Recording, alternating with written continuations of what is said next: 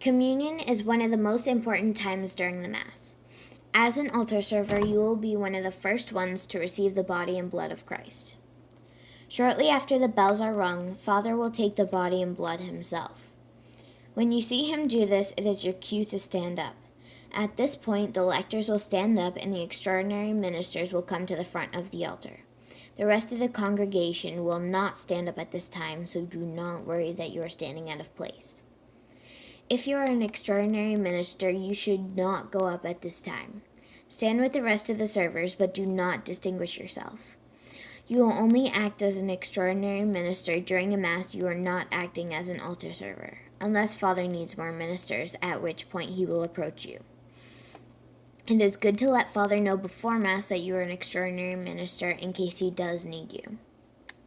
Father will usually give communion to the lectors first. Then he will come over and give it to the servers. As an altar server, you should be receiving communion at Mass. If for whatever reason you are choosing not to receive communion, please do not serve the Mass. Next, Father will present the 2 chalices to 2 of the extraordinary ministers. They will take these and give them to the other ministers and servers. You will be presented with the blood. If you do not wish to receive it, it is okay to refuse it by crossing your hands over your heart. When Father and the extraordinary ministers take their ciboriums and chalices out and begin giving the body and blood of Christ to the congregation, the servers should kneel. Remain this way until communion is over and Father sits down. This is the exception of 3 servers, the one that set the altar, the bearer of the sacramentary, and one other. The person who set the altar hands off the items to the other servers. First, any ciboriums or chalices besides the distinct ones that Father uses should be handed off to the 3rd server. Next, the sacramentary should be closed and handed off on its pillow to the 2nd server. Then, the altar should be cleared.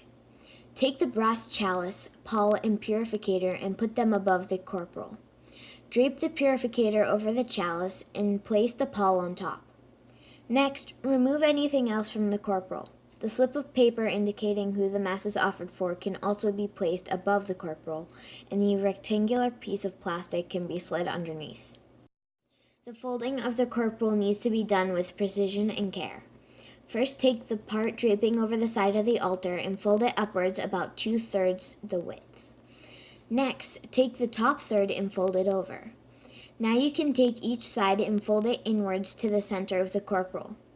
Do this twice, and you may then fold it in half so it looks like a square. It can be then put on top of the pall. The importance of this fold is so that any crumbs of the body or drops of blood may have been left on the corporal will not fall on the floor. Father is able to purify the corporal later so that the remnants of the Eucharist can be taken care of properly. The server that cleared the altar will hold the chalice with the purificator, pall, and corporal on top, and the 2 will remain holding what the server gave them.